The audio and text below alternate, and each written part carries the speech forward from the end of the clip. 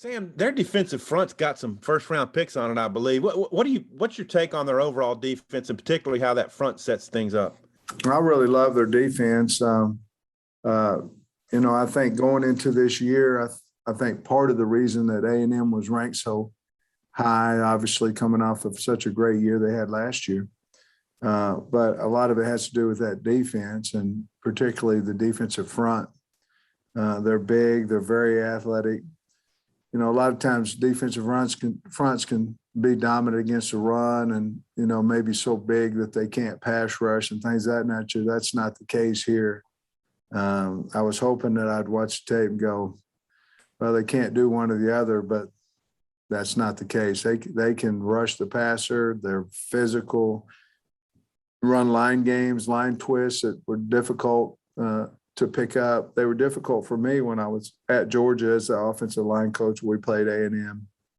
But this is an SEC football team that is physical, put together, and it starts on both sides of the ball. And they're just young on offensive line, but they're very talented over there as well. But they're really, really good on the front. Okay. I think you said a couple of weeks ago, late in the Texas week preparations, that you'd been doing a little bit more media stuff than you had been. And I'm wondering, how are you taking the increased responsibility of several times a week doing media stuff, and then the attention that you guys are generating, maybe even more of that? So how's that all setting up for you? Well, when I interviewed with Hunter, he talked about the state and the people. How would I be able to interact with the state and the people? I remember that was one of the specific questions he asked me in the interview. And I thought, I said, hey, what are you going to say? No, you can't do it. So I said, yeah, I'm ready to go and can't wait to meet the folks. And he was talking about, state media like yourselves. He didn't mention the national media. Kyle does a great job with me, usually getting my meetings completed for the most part somewhere between, Sunday to Wednesday. So I, can kind of relax a little bit. I found myself, I was tired last night, and I think it was because of, obviously we're playing Texas A&M, but it's the fourth week of the season. And we did quite a few interviews this week and things of that nature. Let me say this, we never do more interviews than we can handle to handle the team.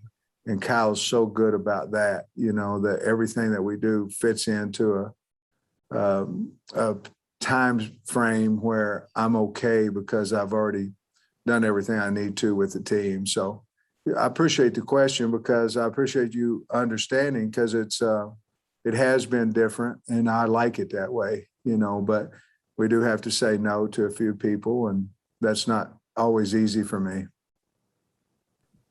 Great. Hey, Coach. Curious about your schedule coming up. I know you got practice today, Thursday, but Friday, when you guys leaving out, and are you taking the team to AT&T Stadium, let them do a little walk-through there, or what's the plan?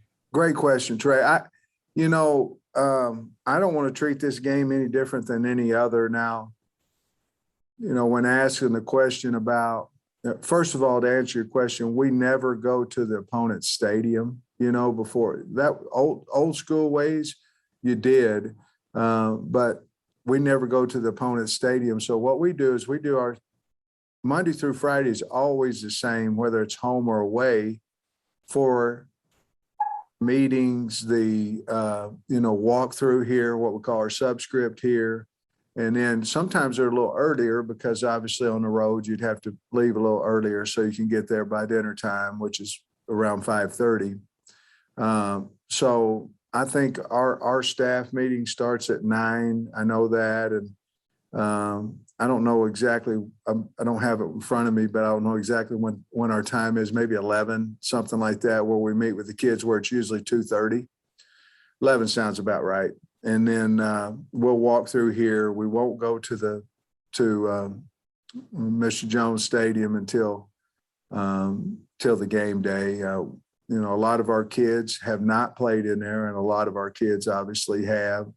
The main concern there is not necessarily the wow of the stadium. It's more catching punts and passes and things like that. And we felt like we'd have ample time to get that done in pregame. I don't want to get you looking ahead or anything, but just the way the schedule sets up with this being a split crowd basically on the road, because you guys haven't been since you've been head coach in just a huge away environment. Do you think that might be advantageous for kind of, I don't know, easing into the couple of road games you got coming up here? Yeah, I think so. I mean, I know A&M fans are going to be loud, and I know ours will too. So you're looking at half, hopefully over half for Arkansas, but you're looking at a loud stadium. I've been in there before, and half of it's loud. It's like the Cotton Bowl when it's OU Texas. It's loud, no matter how you shake it. So yes, I think we've done a really good job this week with noise. I've been really pleased with that. I asked the coaches last week, Trey, if we needed to get just a little bit of noise at practice. Did we think a week was going to get us ready? Did we think a week of practice we would be ready? And where we benefited from that was when we played Texas. Barry wanted noise for the defense, because he knew our fans would be extremely loud, which they were, and he wanted it for defensive communication. Well, you can't get defense only. The offense has to go into, their clap system and things of that nature. And so we've had probably, of course, all this week, and then probably 4 to 6 practices where we've had noise. So I feel comfortable about that. But yes, I think it'll be, half the stadium, and then, in the future, you're going to go to 2 hostile places, which is why you come to the SEC. Thanks. Excuse me. Nate. Sam, just kind of what are some of the similarities and contrasts to them trying to establish a backup quarterback as a starter, and y'all maybe having to reshuffle your offensive line? Well, let's say this. Depth is such a key part to any team. You can't be devastated if you lose X, whoever that may be. However, guys are one for a reason. I mean, there's a depth chart for a reason, because supposedly he's supposed to be your best player. Sometimes you find out from a guy that's been practicing all the time, you find out on game day, he's a lot better than you thought. Sometimes he's not as good as you thought, So I'm so glad last week we had an opportunity to see what we have available if Dalton and Ricky can't play. So that helped us. I think the Colorado game for A&M, when Calzada came in, he ended up winning the game, there at the end on the last drive, helping them drive down there. And then, of course, the defense stopped him with a couple of minutes left in the game. Now he goes, plays New Mexico, whom, by the way, if you haven't seen New Mexico play, man, they swarm. They've got a good football team. They run around, and I thought A&M beat a good football team last week. But now the kid, he's throwing better. He's got better confidence. So I'd say it correlates. They probably are ahead of us a week because he played a full game and a half and 3 quarters basically, and our guys in that particular rotation of what we have only played about 2/3 of the game. Thank you. Bob. Hey, Sam, how you doing? You guys have got, of course, Arkansas has always had a lot of good players from Texas going back to Frank Burrell's days, but you guys, you look at your tackle leaders, your rushing leaders, your special teams guys, your depth on the D-line. How important are those Texas kids to your team, and how well they're playing? Yeah, very. I've been on the phone with a lot of Texas kids in the 23 class recently, and the win over Texas has really helped us, so it's a big state. University of Texas can't take them all. A&M can't take them all. I mean, there's a lot of kids down there, And certainly we're going to try to go in there and get the best and that they have as well, us and a lot of people, everybody in our league, a lot of people. But, it's a highly populated state, a lot of good players, and they're important for us. And to be honest with you, the Hog's strong in Texas right now. And I totally get you'd rather play this game in Fayetteville given a choice, but how excited do you think your Texas kids are to go down there and play, especially when the Texas Bowl got canceled last year? I think they're really excited to go back home, and try to play well in front of their home state. And I want to clear this up a little bit with the game. I'm not disappointed that the game by any stretch of imagination. It's our contract, and I'm not disappointed that we're going to Dallas. I'm just disappointed that we went to A&M last year and now we go to Dallas. And I understand the reasoning behind all that, but I wish they would. I wish it would a situation where you could. And I'm not calling A&M out because they are under contract too. So it just was unfortunate that it was their year to have a home game, because bottom line, if we had a home game last year, they would have come up here and played us too because of the situation with COVID. So certainly we're excited to go down there. We use it in recruiting. We use it in Texas in recruiting. So I think the kids are going to be excited to go down there.